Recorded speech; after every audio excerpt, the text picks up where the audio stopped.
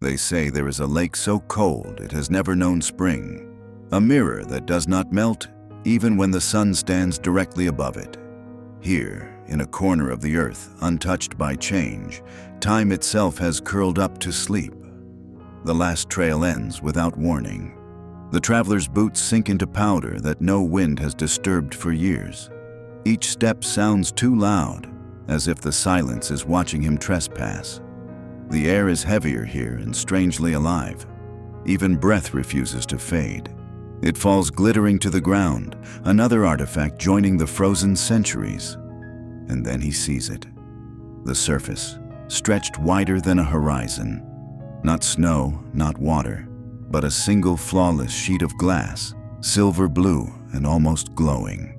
It reflects the world too perfectly, and perfection is always unsettling. The trees along its rim lean away, their trunks lacquered in ice as though bowing. Even nature keeps its distance. He steps closer and feels it. That low vibration traveling through his bones, the faint throb of something vast and slow beneath. He kneels, presses his ear to the ice. Far below, a heartbeat answers. One so patient it could belong to the planet itself. It pulses once every few breaths, reminding him that not all life moves quickly. Snow begins to fall, but halfway down the flakes stop, hovering, undecided. He watches them linger like small white questions, suspended between worlds.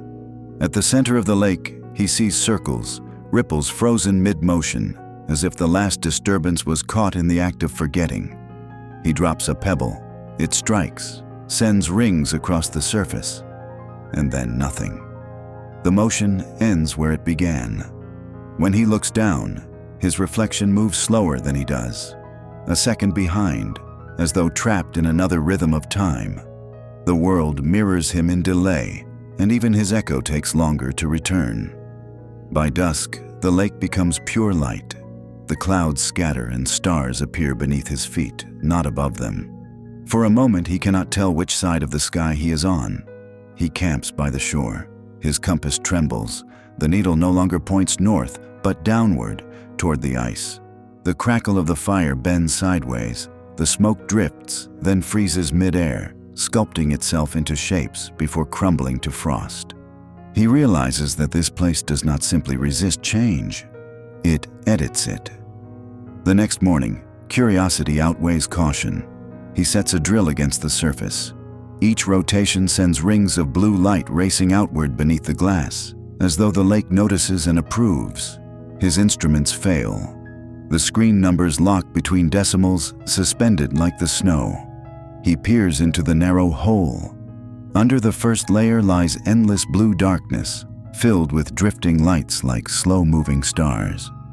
The sky has repeated itself below. Deeper still, the light bends into impossible colors.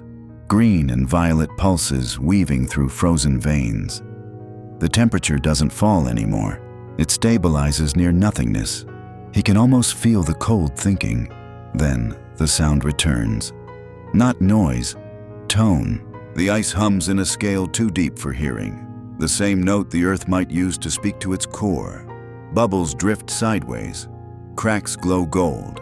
And before he knows it, the surface beneath him softens. He doesn't fall. He is accepted. The ice takes him gently, as if it's been waiting for this descent. His body slows, and so does thought. Every motion feels stretched across minutes. The light thickens into layers, each one showing a different age of the world. Forests that no longer exist. Animals that turn to dust above but remain here immaculate. He floats through time made visible. Below him, entire civilizations sleep. Outlines of huts, boats, people standing as if paused mid-conversation. They are not corpses. They are preserved seconds, moments that refuse to die.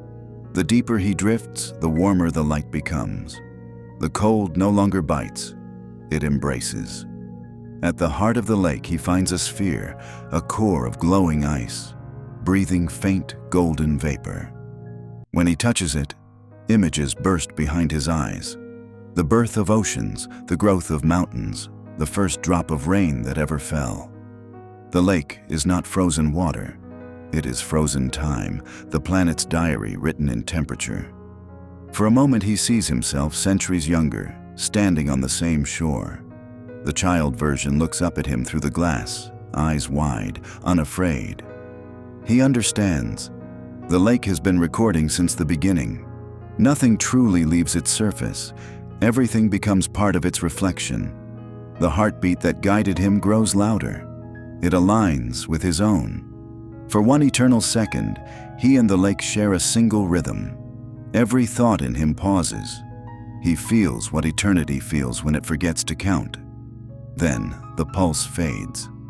Light withdraws. Darkness returns. Gentle, forgiving. He rises, not swimming but carried, exhaled by something vast and content.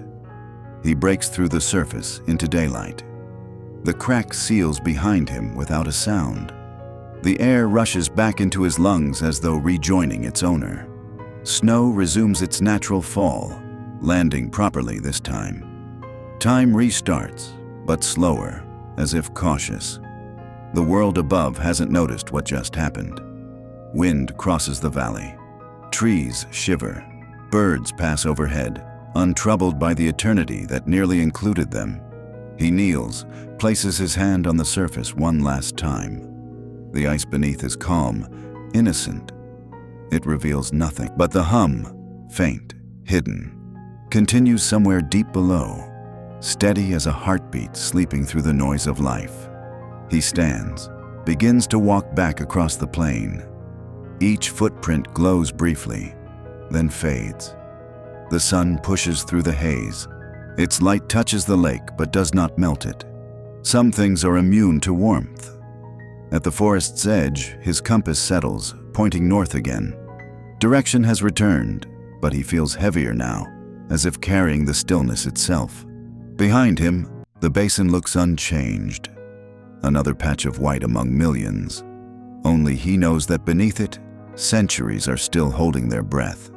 The wind gathers, whispering along the trail. It almost sounds like voices, echoes of those trapped moments speaking softly through air and snow. He doesn't answer. Some knowledge is meant to stay frozen. Night falls. From the ridge he turns for one last look. The aurora drapes across the sky, and its reflection glows faintly in the lake below, completing a perfect circle of light. No movement, no thaw, only symmetry. He smiles, a small human warmth against the infinite cold. He understands now that the lake never needed to change. It only needed to be witnessed. Seasons will come and go. Rivers will rush and mountains will crumble. But here, at the center of the still world, a single mirror of ice will keep its vigil, holding every moment that ever wished to last a little longer. And perhaps that is the truest form of mercy. Not to stop time entirely, but to keep safe the seconds that deserve to stay. Somewhere, under miles of sleeping water, time is still breathing and waiting for another wanderer to listen.